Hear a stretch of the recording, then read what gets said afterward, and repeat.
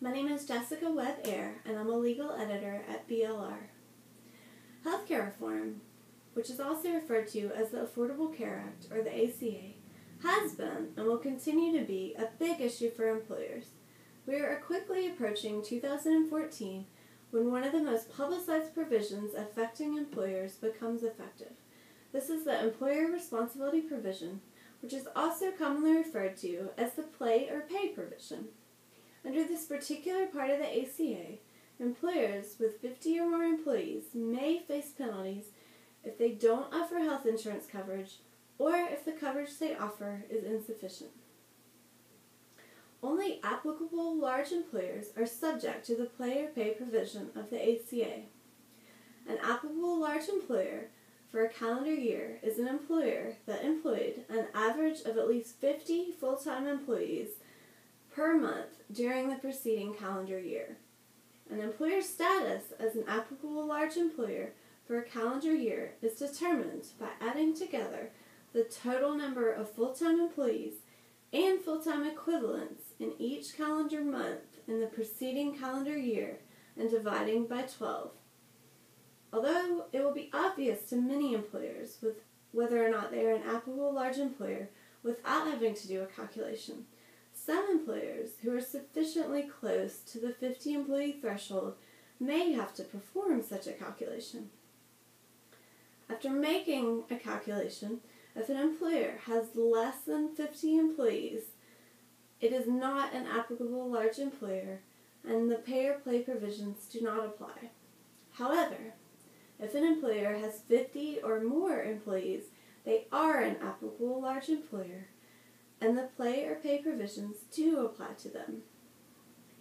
Let's take a look at the potential penalties that applicable large employers may face. There are two different possible penalties under the play or pay provision. The first one is for failing to offer coverage, and the second is for offering insufficient coverage.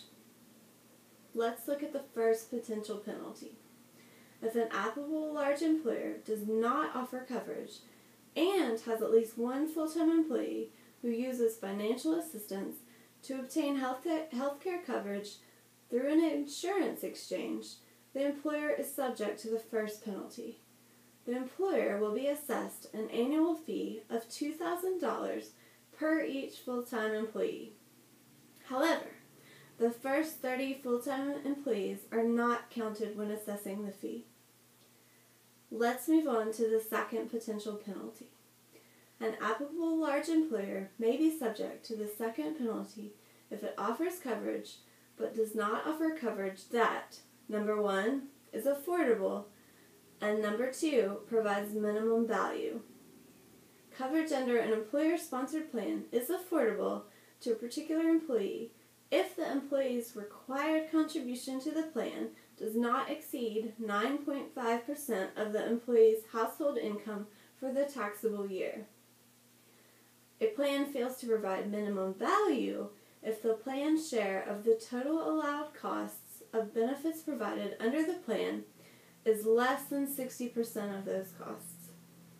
If an employer that does not offer coverage that, number one, is affordable, and number two, provides minimum value, has one or more full-time employees that use financial assistance to obtain healthcare coverage through an exchange, it is subject to the second penalty. The annual penalty is the lesser of two options. Number one, $3,000 for each full-time employee who received financial assistance to obtain healthcare coverage through an exchange, or number two, the amount that could apply under the first penalty, which was $2,000 for each full-time employee minus the first 30 employees. Employers subject to the Employer Responsibility Provision must decide whether they are going to play or pay.